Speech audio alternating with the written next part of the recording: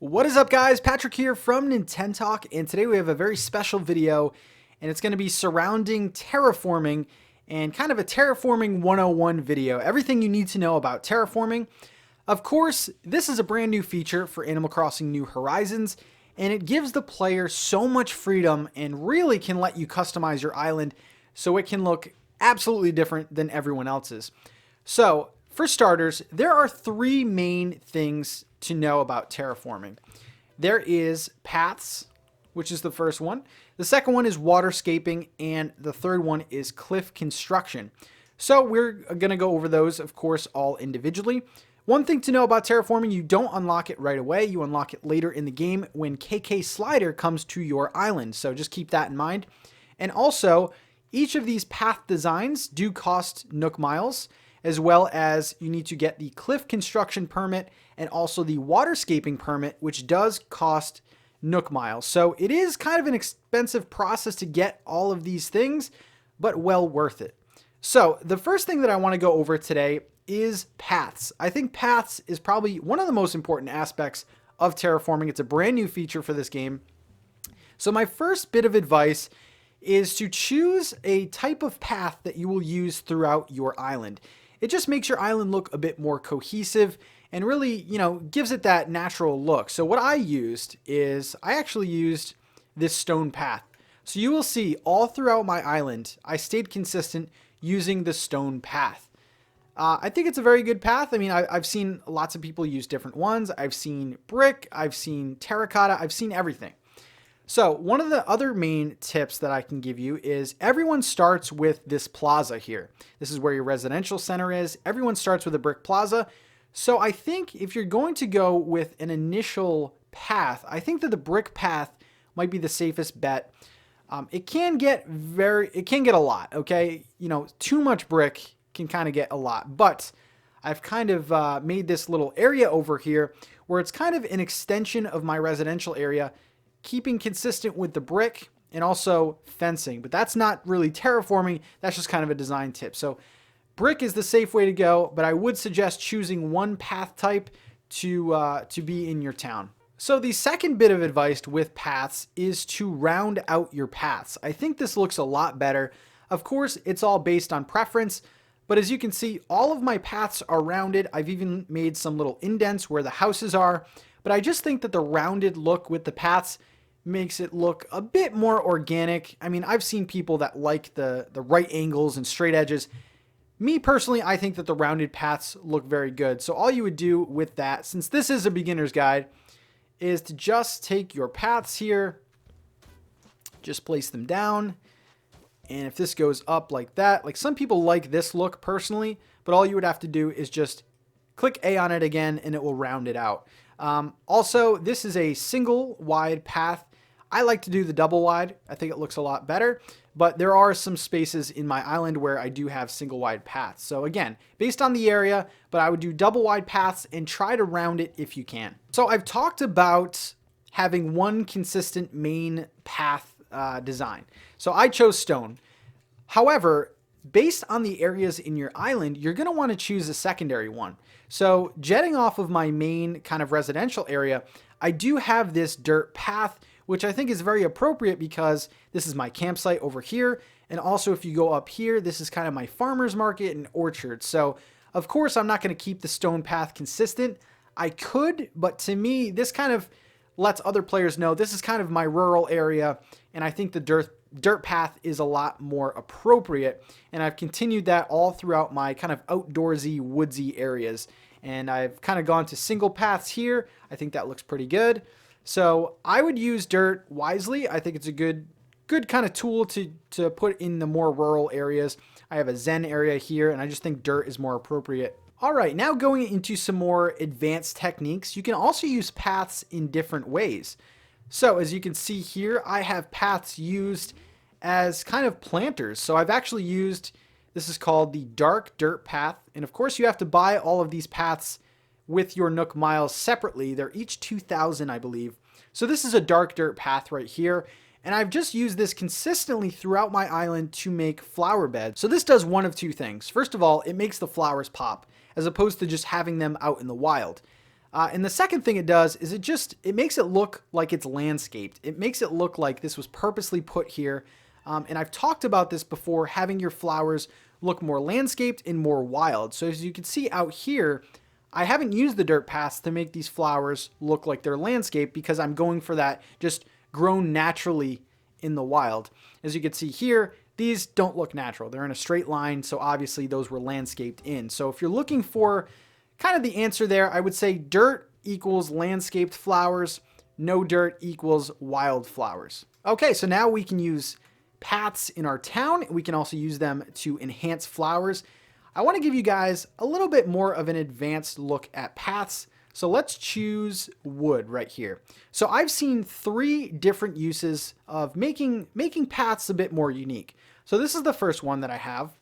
So this is this is super simple. All you do is just put two together, and this kind of looks, this is just a different look for a path. I think this looks really cool. I actually have this set up in my campsite, and I think this can look really cool around your guys' island. Maybe in a heavily wooded area, not really in your main town, but this is definitely a look that you can do. And the second way that I've seen paths being used is just putting squares here diagonally, and I've seen this used in a couple instances, again sticking with the wooded areas. How's it going, Hugh? But also flower gardens and stuff like that. So that's another unique way that you can use them. And a more advanced one, which I think looks pretty cool, is to make 4 tiled squares, and then what you're going to do is you're going to round off each one of these edges, and I think this looks pretty sharp. Let's round this off. So that's one, and then we'll just keep doing another one. And these are all different looks that you can do with paths that are a bit unique and could make your areas stand out. So you just round these off. But here you go. So that's 3 different looks that you can do. This kind of is more like the stepping stone type. This is more of like the smaller stepping stones. And then this is kind of like the board, like a boardwalk type thing. So I think these are 3 more interesting ways to use paths. Okay, so that covers paths, and the second and third part of terraforming is probably the most difficult and probably the most interesting to people wanting to learn. So this is waterscaping and cliff construction. So this is probably the most intricate part of terraforming, and like I said before, you need to purchase both of these permits at the Nook Stop. They do cost, I believe, 6,000 Nook miles each. Now, the first thing that I did, I'll start with waterscaping, I guess. The first thing I did was go around my rivers and just kind of round everything off. So as you can see right here, we have a little bit of a right angle.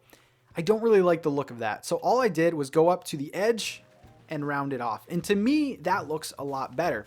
So I did that with my entire river. This doesn't look as bad. I don't think it looks as bad, but we'll still see how it looks rounded off. Okay, I think that looks a lot better. So that's what I did throughout my whole island. Let's show another popular thing. I've shown this before, but it's super popular and people love to learn this. So this is the Hart Pond, how to make a Hart Pond. First of all, you start off by putting a 5 by 5 area of water. So you just make a square.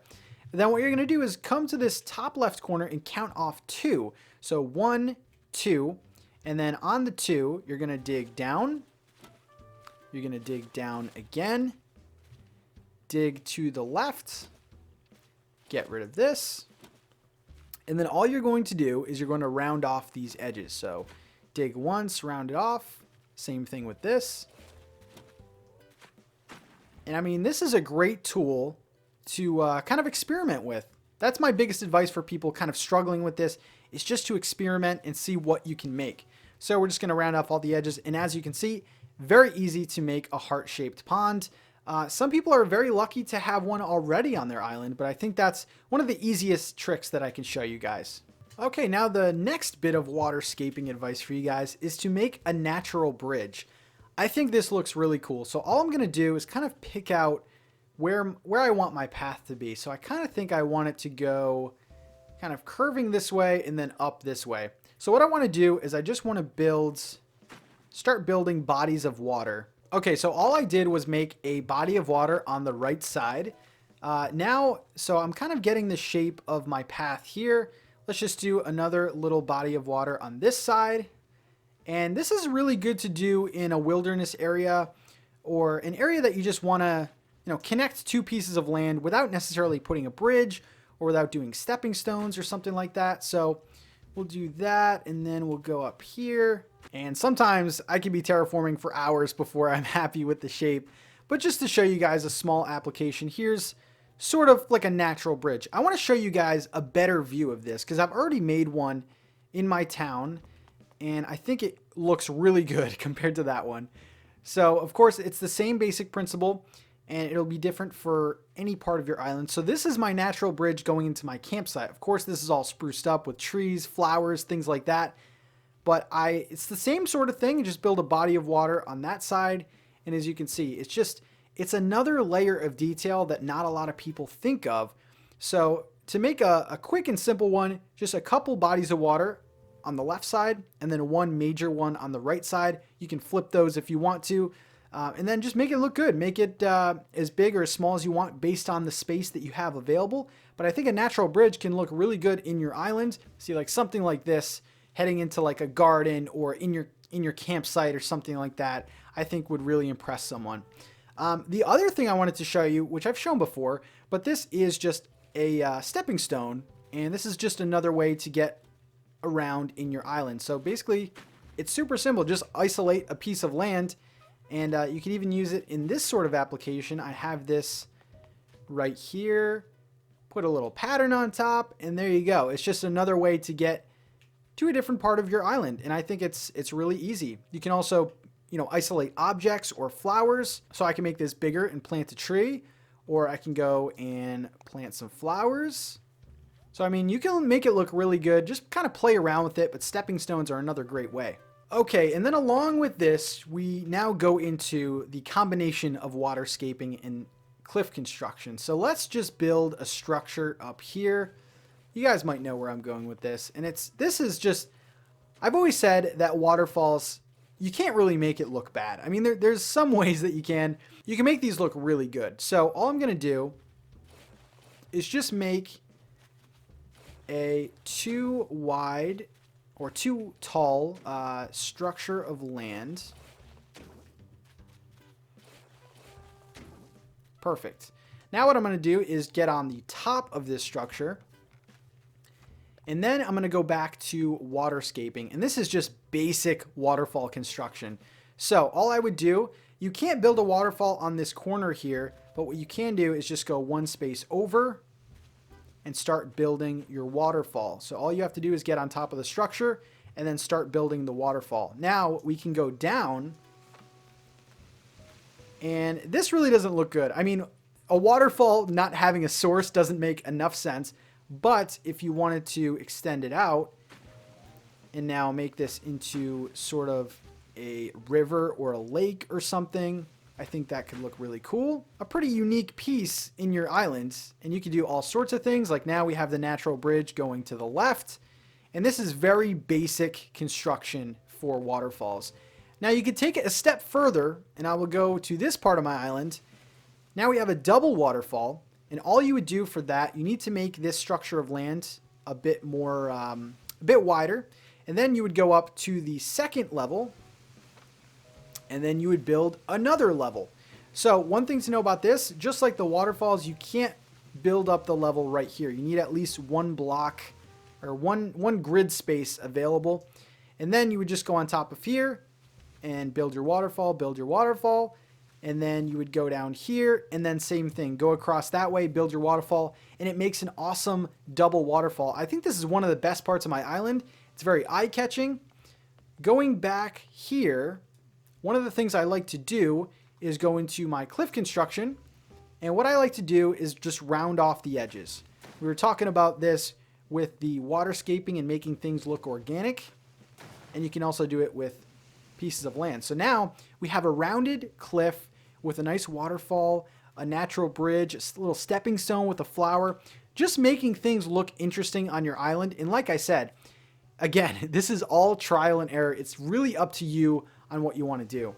And then just one other thing about cliff construction, you really have to be careful where you build it on your island. For example, this double waterfall, it looks beautiful. I love the look of it. However, if I go directly behind it, it blocks a lot. I mean, it goes to this view because I'm in terraforming, but I really can't put anything here because it really won't show. So if I go back down, it even blocks a little bit of this. So just be mindful where you put it. If you're going to do high structures, I would personally tell you to put them towards the back of your island. That way you're not blocking any other pieces of scenery. But you can really get creative. I will say that the thing that I mentioned before about rounding your edges, it really does make these pop. Like this is just a little lighthouse area that I came up with, and all I did was follow the shape of the peninsula. I'm pretty sure everyone has a peninsula on their island, just a piece of jetting land. All I did was raise the land around it with cliff construction, and then what I did is go down here with my ladder and just round everything off. And I think this looks really good, especially since I've said this before, the lighthouse model is really small. So my suggestion would be to raise it up with cliff construction and make it more of a grand piece of your island. And then finally, the last piece of advice with cliff construction is watch your levels of land. So right now I am on the first level of my island. Now I go up, that's 2. Now I can go up again, that's 3. However, I can build up a 4th level, but I cannot climb up. So you cannot climb to the 4th level. You can't really do anything with your 4th level.